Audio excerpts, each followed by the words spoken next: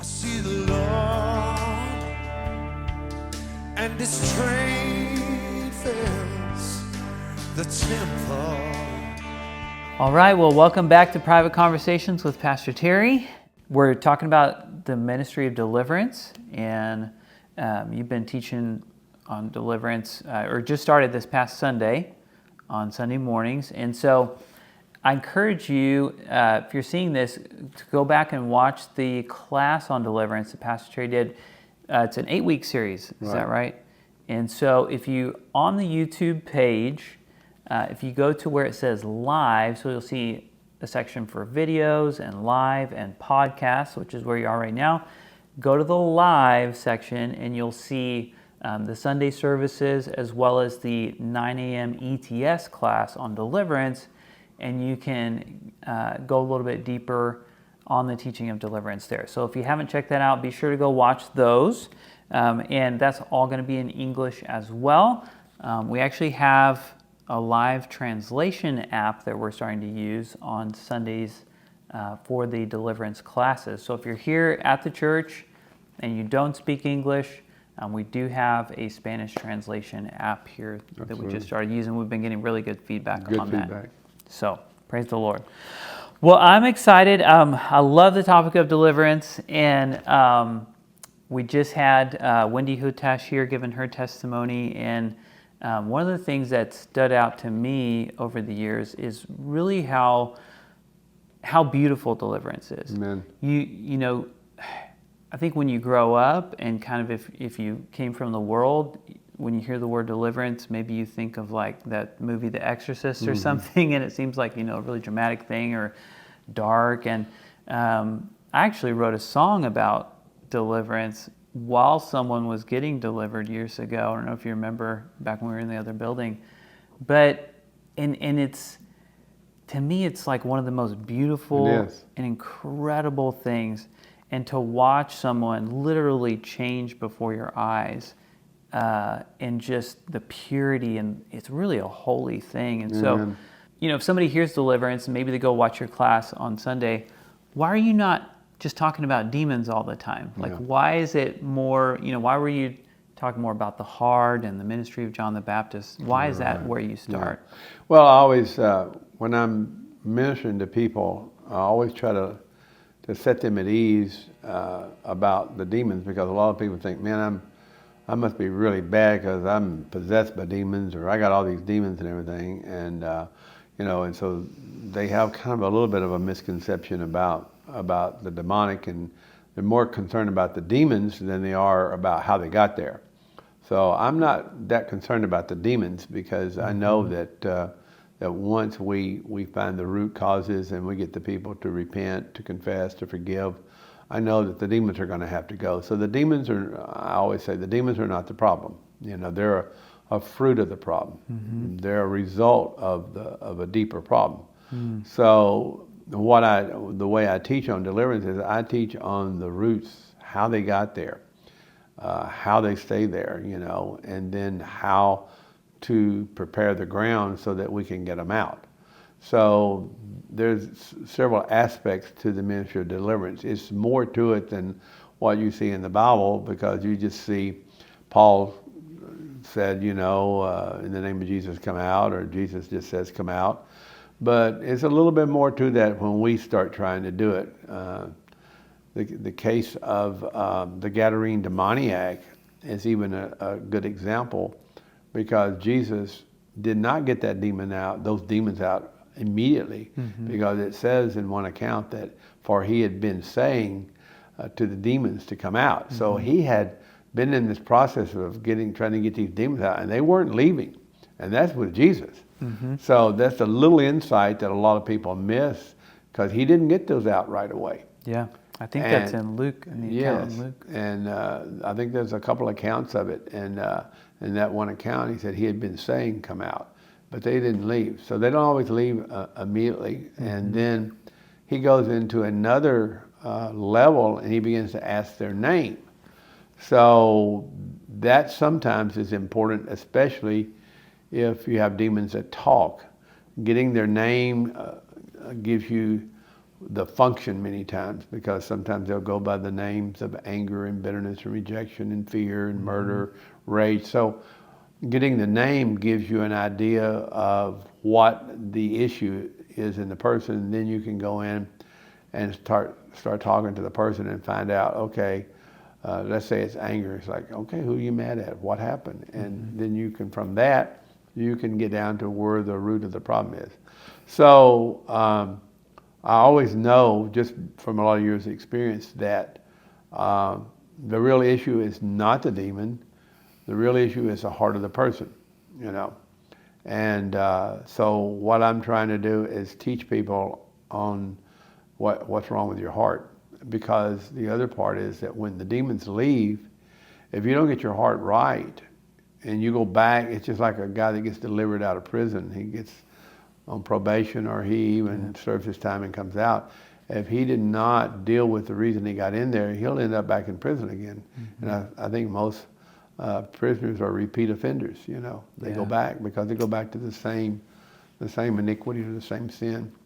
And so the same thing's true with deliverance. If you don't deal with the actual root problem, which goes back to a heart issue, then you're not going to keep the person free, or maybe even get them free to begin with. So that's the reason, you know, that we deal with it is the heart. And another analogy is going into the possessed land, the promised land. The land is the heart. And so what did they have to do when they went to the promised land? They had to get all the enemies off the land. So the problem was the enemies that came into the land. So the problem is the enemies that come into our heart. So then the question is, how did they get in there? So that's why we deal with the heart. And the heart, like biblically, you know, Jesus, when he was teaching the parable of the sower and the seed, he said the soil is the heart. And so that's how, if we extrapolate that across the whole Bible, the soil typically does represent the heart. It represents the heart. And the heart's got things. And if you look at dirt in general, it's got junk in it. It's got ants and critters and all kinds of stuff in the ground. You know, weeds and briars and rocks and stones. So it's symbolic. So then when you're dealing with the heart, then you got to say, well, how did they get there? You know? And so you've got to go in there and find out, okay, how did this get in the heart? Then once you find out how it got there, then you can lead the person into repenting, because repentance is the key.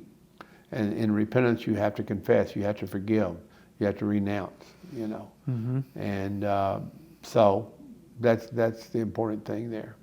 Now, if you had to nail it down to like one thing, what would you say is the real purpose of deliverance? What is the purpose of casting demons out of the person? It's a good question.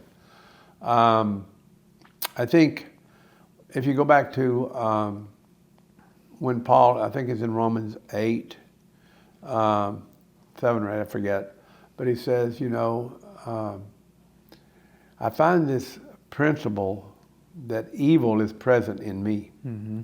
So where does the evil come from? We know it's demonic. He said, the one who wants to do good. He said, because the things I want to do, I can't do it. And the things I don't want to do, I do it. So he's got a dilemma. He's doing things he doesn't want to do, and he's not doing things he wants to do, which is what most Christians deal with. And then he makes a statement, who's going to set me free? And he didn't say make me free, he set me free. Two different things. Who's going to set me free? He says, thanks be to God through the Lord Jesus Christ. So he realizes he needs to be set free. What does that mean? And that's deliverance. And he said Jesus came to set the captives free. What did he do? He did deliverance.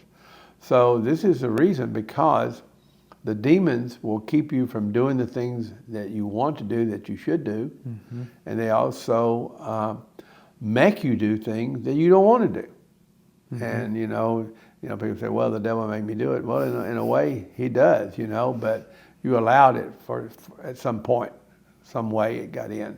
And now once it gets in, it has a controlling influence on the person. It's very difficult. You know, if you have a demon of alcohol or a demon of addiction, it's very hard to overcome that desire, because the demons stroke that and they They bring up every situation they can to cause you to go into that addiction, be it sexual, be it drugs, be it alcohol, whatever it is, that you're addicted to. So if you don't get the demons out, it's very hard to walk in sanctification and holiness. Yeah. And I use this example, I maybe have done it before on broadcast, but it's like having the thorn in the hand. Now, if you have a thorn in the hand, it hurts. And sometimes it can get inflamed, even to the point of being infected. So if I apply an antibiotic to it, I can maybe heal the infection, but the thorn's still there. And sooner or later, something hits it or something happens and it's going to get infected again. It's going to get inflamed. And then pretty soon your hand swells up. So rather than dealing with the pain of the thorn, you deal with the thorn itself. And so that's what you're doing with the demons. So you want to go and get the demons out, the thorn out, then you can apply the healing, and then the thorn's not there, so it'll get healed. But if you apply the healing and you never get the thorn out, then it never gets healed, and you still have the pain, you still have that object in there that's causing you discomfort. So that's kind of the way I see it, that it's necessary, because if you don't, they're going to control you and you're going to be in bondage and slavery to it. Yeah. So, that and makes sense? Yeah, absolutely. And in Romans 6 it says that sanctification, the result of sanctification is eternal life. And so that's it's part of salvation. And like you said, if you're, I know what it's like. I remember when I was controlled by anger before I got delivered, and maybe I'll talk more about that another day. But I mean, I felt like I could not forgive someone. Like it felt impossible to forgive people, and I would get so angry, in my marriage and different things. And the Bible says if you don't forgive, you're not forgiven. And so how are you going to get to heaven? So that could send me to hell if I don't get that dealt with. And as soon as I got delivered, it was easy. Easy. My whole life changed. My thoughts Absolutely. changed, and now I was able to obey the word, and it was so much easier. And it actually felt impossible before, even though I wanted to do it. Yeah. Well, it's like Israel in slavery in Egypt. Could they worship God? No. Could they serve God? No. They couldn't do anything. Yeah. They couldn't do anything. Wow. And when they got delivered, Moses told Pharaoh, "Let my people go, that they can come out and serve me." So deliverance is so that you can serve the Lord. How do you serve Him? Obey Him. Do what He said. Yeah. And so as long as you're bound by the demons, it's very difficult for you to obey what God says. So that's, to me, deliverance is one, along with salvation, deliverance is one of the first things that needs to happen in a believer. First thing, before they do anything else. Yeah. Get them delivered. Get saved, get delivered, get baptized, get filled with the Holy Spirit. And read your Bible. Read your Bible. A lot. Obey the Lord, yeah. Yeah. Absolutely. Amen. One of the things you said on Sunday, and this is so fascinating, and I really hope that our viewers and listeners can, that we'll get to talk more about this, and that they'll get to see and experience it. But the spiritual realm is 100% a legal system. Oh yeah. Good or positive and negative in a way. God's word is a legal document, and it is the law in the spiritual realm. And I've seen you even take scripture, and you mentioned this a couple weeks ago, but I've seen you take a scripture and apply that to a demon. Like you talked about, you said, I call for the water of the Holy Spirit to come and put out the fire of this demon, and it happens. And I've seen that with my eyes. It is amazing. Yeah, it's amazing. And it really makes you want to worship the Lord and just be in awe of Him because of how powerful His word is over the demonic. And so, and there's so many other stories we could talk about. But walk us through. You talked about how the demons operate in this legal system, and so is that because if we trespass God's word, which is the legal document, then that gives legal rights for the judgment. How does that work? Yeah, it does. I mean, the demons are there because of sin. Either your sin, somebody's sin against you, or the ancestors' sins. Some sin, And you can go into Hebrews 10. It says, if we go on sinning willfully, there no longer remains a sacrifice for your sin. So that means if you're deliberately doing these things, then the blood of Jesus does not cover the sin. He said, but a certain terrifying expectation of judgment. So the judgment of God comes on people when we sin, especially if we're just going to do it because we want to, or even when you don't want to, there's still judgment on it. And so a certain terrifying expectation of judgment and the fury of the fire, which will consume the adversary. So the fire is not a literal fire, it's the fires of darkness. Remember the fiery serpents that bit, the Israelites? So the judgment comes from the sin, and the judgment is the demons. That's why people don't understand. The demons execute the judgment of God. Yeah. And the curses that come are from demons. Like it says, a sparrow is flighting and a swallow is flying, so a curse without a cause does not alight. So curses, birds represent demons. So the curses are carried out by demons, and curses come from sins.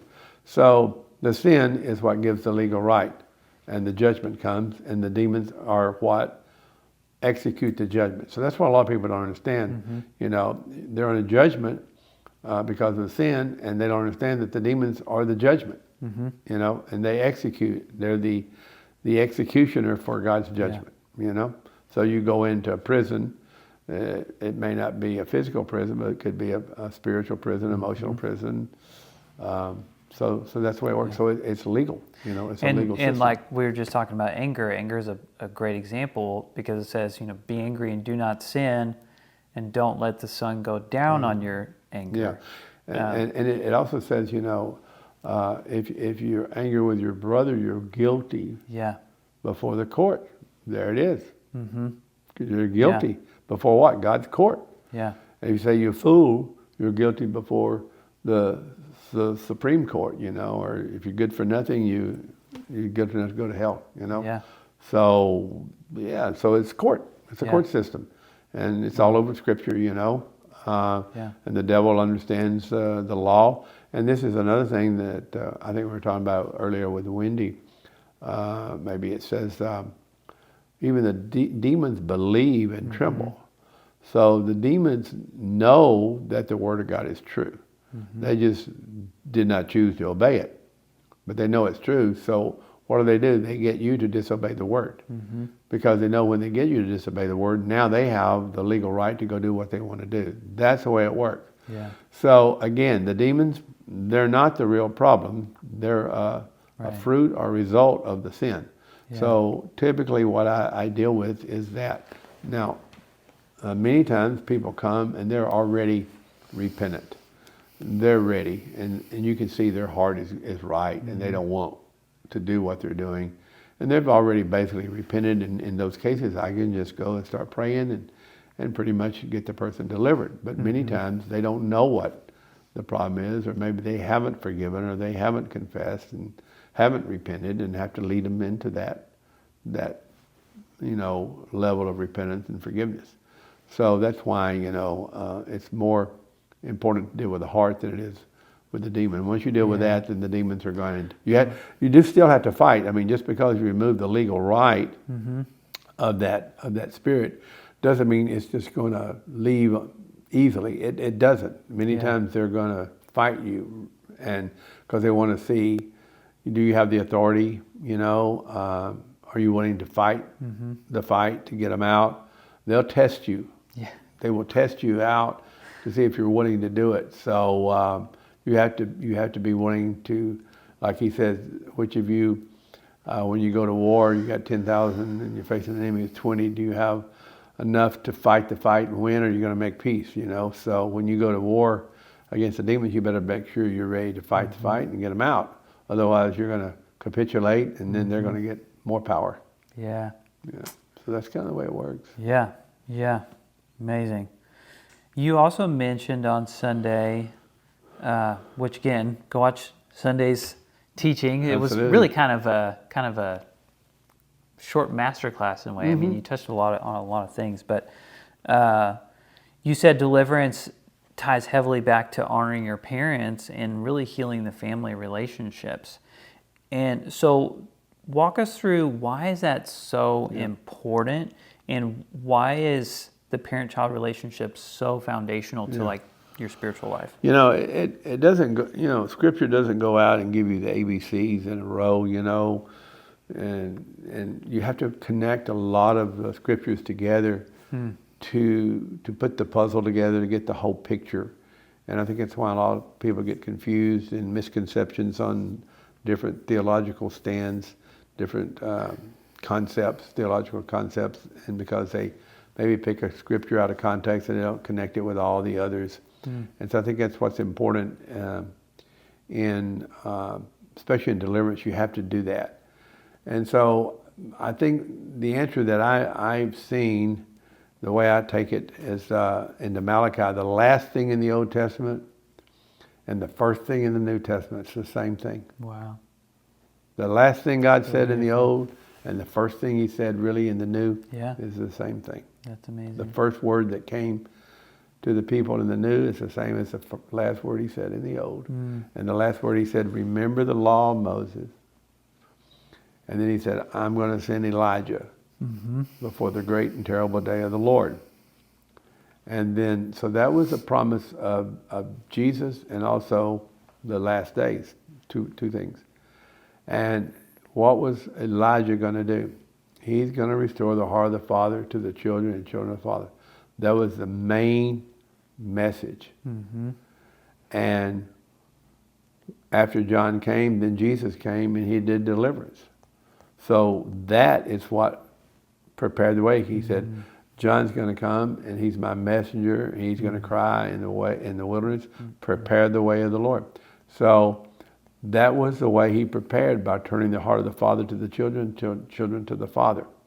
So this is what I just learned that over the years in ministry, by experience in dealing with people, because most of the time we would come in and the demons a lot of times would tell me, well, they hate their father, or their father did this, or they hate their mother, and we just kept going back there. In almost every situation that we deal with, it typically goes back there. And if you don't honor your father and mother, it's hard to honor God. He says, how can you love your brother? How can you hate your brother whom you have seen and love God whom you haven't seen? And so if you're going to love your heavenly Father, how are you going to do that if you don't love your earthly father? So the earthly always comes first, followed by the spiritual, the heavenly. So that's a spiritual principle. So a lot of people are trying to get to God, but not going through the earthly part first. And they think they can just forget about the earthly, but it doesn't work that way. And so you have to make sure that you have honored your father and mother, that you've forgiven them, that you bless them. There's so many scriptures in Proverbs about if you neglect discipline, you hate yourself, you despise yourself. So when you don't receive discipline from your father and mother, you get self-hatred, Self-hatred comes in. And then if you hate yourself, then you hate your neighbor. If you hate your neighbor, you hate God. So you're separated on all three levels of relationship. Another one says, you mock your father and mother, the ravens of battle will pluck out your eyes, the young eagles will eat it. All the way back to father and mother and the mockery, so you lose your vision, And so he who mocks father and mother, or curses father and mother, his lamp will go out in a time of darkness. So you lose your vision, revelation on the word's the lamp. You have a hard time making good decisions. You make bad. You think light's dark, dark's light, and good's evil, and evil's good. And then another one, unloved woman gets a husband, there's an earthquake. So unloving typically starts in the home with typically mother and father, and they feel like the mother and father loves the sibling more, so they get an unloving spirit of rejection. And then they get angry at their father and mother, and then they do things, and now all the other things come. So most of the time it goes back there as the beginning point, but then it adds on, because once that happens, you dishonor them, you disobey, then you go into drugs and alcohol and sexual and rebellion and all the other things fall. Typically, that's the result of the thing back with the mother and father and the rebellion there. Yeah, the root usually is the mother. Father or parent-child relationships. Along with also, I visited iniquities of the fathers, the third and fourth. So the iniquities are there that's on the fathers come on down. Yeah. So all those things go back to that, and if you don't do that, he said, I'm going to smite the land with a curse. Yeah. So the demons, they carry out the curse. So if you don't get that, the curses are going to come on you. So, some people may want to argue this, but, it's the way it is. And so take it or leave it, however you want to do it. But that I know how this works. Yeah. And the demons know. And well, and I've heard you. Oh well, let me say it this way. So I've been married almost 15 years, and I think if I had not heard you say over and over and over and over again that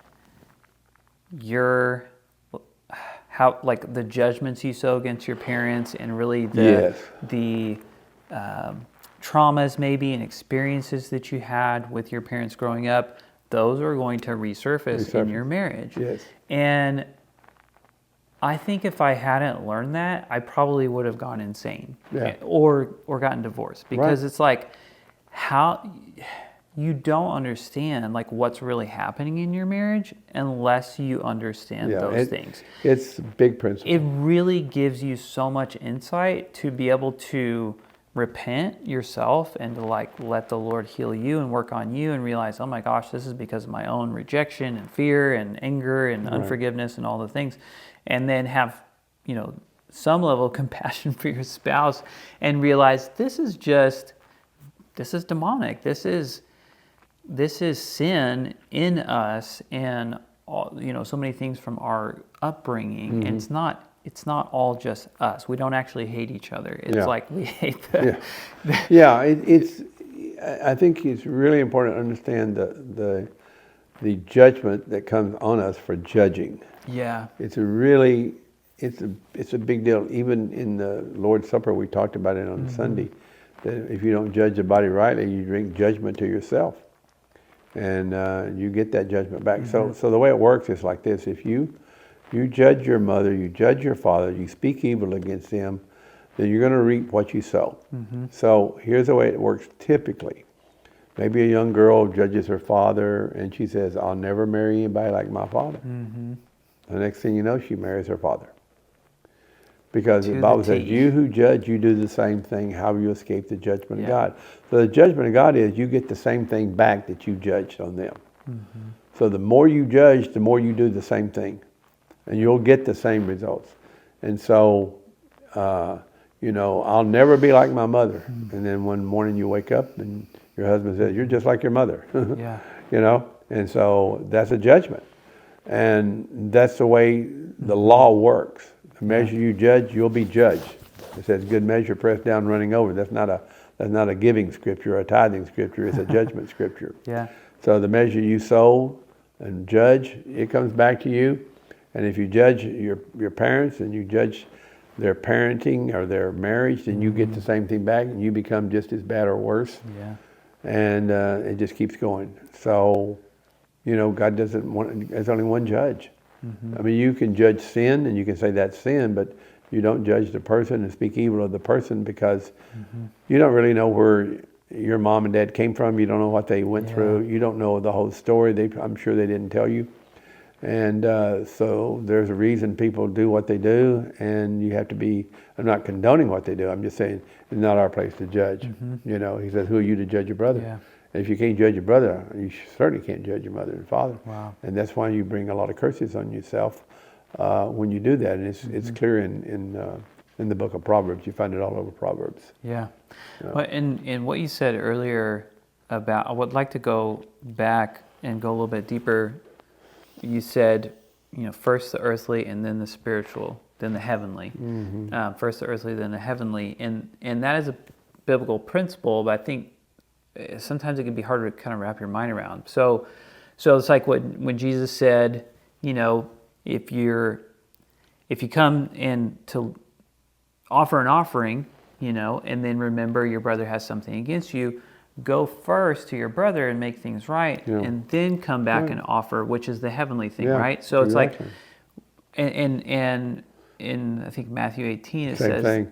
Yeah, if you don't forgive your brother, God won't forgive you. Yeah. So it's the first the earthly, then the and even what's bound on earth is bound in heaven. So I didn't understand that growing up, but now I get it. Like that, the principle is that what you do on earth, God will honor it in heaven. In heaven. And so we have to make things right here first and do basically walk out the obedience on the earth, and then God will honor that in heaven. Absolutely. And then comes deliverance and freedom and forgiveness. Yeah. So, and that's one of the first things I do with a lot of people. I'll say, okay, I'm not going to pray for you till you go do this and this and this and this. You need to go. You go see your mom. You need to go see your dad. You need to do this. You need to do these things earthly. Yeah. And then that binds. That's a binding agreement in heaven. Also binds the powers of darkness in your life. That's part of the legal system, part of right? The legal it's system. The obedience to the word. It's part of the legal system, you know. And so when you forgive, it cancels the rights of the demons to hold you in judgment, you know. And then God can legally forgive you, because God operates on it's a legal system, you know, in general, you know. And so you have to make sure that you do things, legally, in the spiritual sense. And someone might hear that and get confused and think, well, I thought it was all by faith. Well, Hebrews, if you go back and read Hebrews 3, and it says that they were not able to enter into the promised land because of unbelief. And then it says they were laid low in the wilderness because of their disobedience. And so unbelief results in disobedience to the word. And faith equals obedience to the word. And faith works through love. Faith works through love. Exactly. So if love is God, obedience to God. You know, if you love me, keep my commandments. So if you don't obey on the earth, then He's not going to do anything in heaven. Yeah. That's just the way it works. You know? And it says Abraham was justified by faith when he offered his son Isaac. When he did it on the earth. Yeah. So faith without works is dead. So I don't want people to get confused and think that it's a legalistic thing, but we have to obey God through faith and through love, because we love Him. And absolutely. Love His word. Yeah. So, obedience is not works. Yeah. Amen. Obedience is obedience. It's not works. Works is when I'm going to do this, I'm going to make my little sacrifice, and hopefully God's going to, receive me.